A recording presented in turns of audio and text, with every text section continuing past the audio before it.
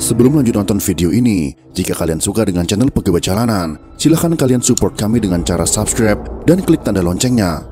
Silahkan gunakan headset Anda untuk mendapatkan kualitas suara yang jernih.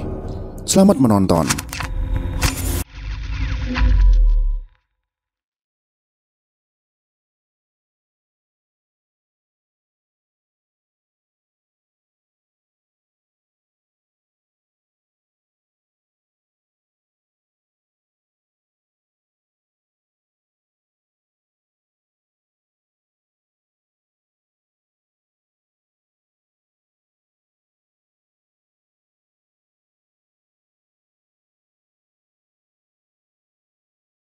Membahas tokoh-tokoh kerajaan di masa lampau, rasanya kita akan terbawa ke masa di mana banyak raja-raja sakti mandraguna yang berkuasa.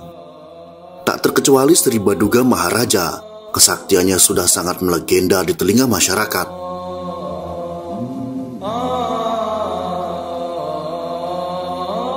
Terlepas dari benar atau tidaknya kisah tersebut, tapi nyatanya tidak sedikit masyarakat yang percaya Sri Baduga Maharaja lebih dikenal dengan julukan Prabu Siliwangi saat ia menjadi raja dari Pakuan Pajajaran. Julukan tersebut berasal dari tokoh Prabu Wangi atau Prabu Linggabuana, raja Sunda yang gugur dalam Perang Bubat. Siliwangi sendiri berasal dari kata Silih yang artinya pengganti, dan Wawangi yang berarti pengganti Prabu Wangi.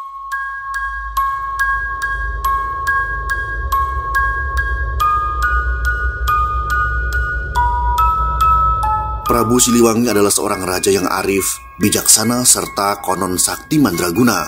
Ia terkenal gemar bermeditasi untuk meningkatkan kesaktiannya. Bahkan ia hampir tak pernah melewatkan kegemarannya itu walau sedang dalam pengembaraan.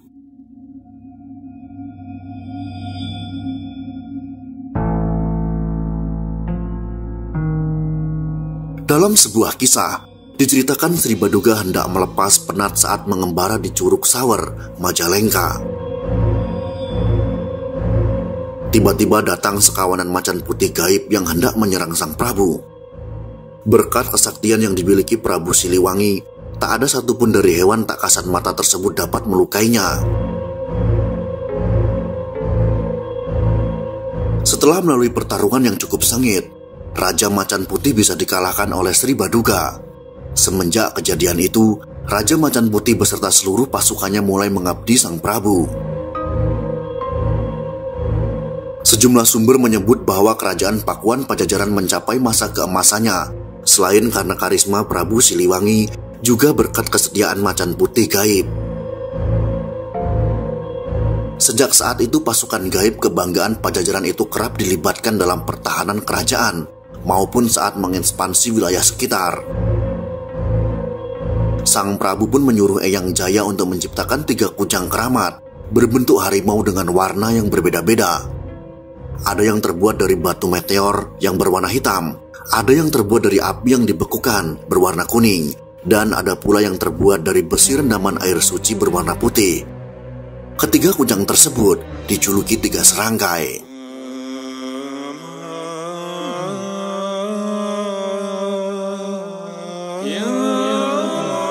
Berdasarkan legenda, Prabu Siliwangi juga mewarisi kesaktian yang ia miliki kepada anaknya, yaitu Raden Kian Santang. Namun karena kesaktian dari ayahnya tersebut, Kian Santang sering merenung karena tak ada satupun yang dapat menandingi kesaktiannya. Alkisah seorang kakek yang ditemui Kian Santang memberitahu bahwa di Mekah ada seorang bernama Sayyidina Ali yang dapat menandingi kesaktiannya. Kian Santang pun akhirnya pergi ke Mekah dan menemui seorang yang disebut-sebut sebagai Sayyidina Ali tersebut. Setelah menyaksikan kesaktian dari Sayyidina Ali, Kian Santang pun merasa takjub dan memutuskan untuk mengucapkan 2 kalimat syahadat. Sepulangnya dari Mekah, Kian Santang pun menceritakan pengalamannya dan mengajak ayahnya untuk masuk ke dalam agama Islam. Prabu Siliwangi pun jelas menolak ajakan tersebut.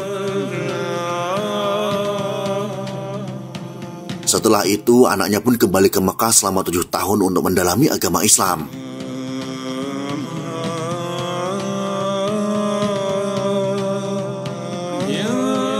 Tujuh tahun berlalu, Kian Santang mendapatkan amanat untuk menyebarkan agama Islam dan kembali mengajak ayahnya untuk mengucapkan kalimat syahadat.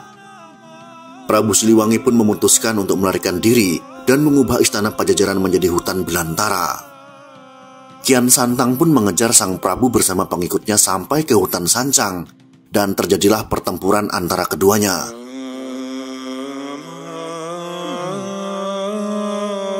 Untuk menghindari perkelahian dengan anaknya, Prabu Siliwangi bersama pengikutnya memutuskan untuk moksa. Kisah tersebut menyisakan kontroversi di kalangan sejarawan.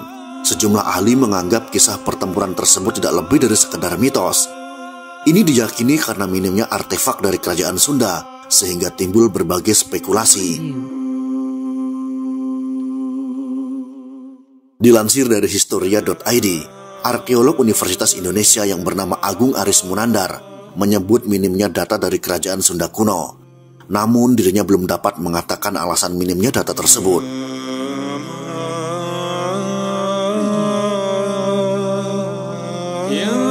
Legenda Prabu Siliwangi memang sudah tersohor di Siantero tanah air. Namun untuk membuktikan kebenaran dari legenda tersebut, perlu penelitian lebih lanjut dan mendalam. Saat ini yang dapat diteladani dari Prabu Siliwangi adalah tekadnya agar tidak terjadi pertumpahan darah dengan keturunannya sendiri.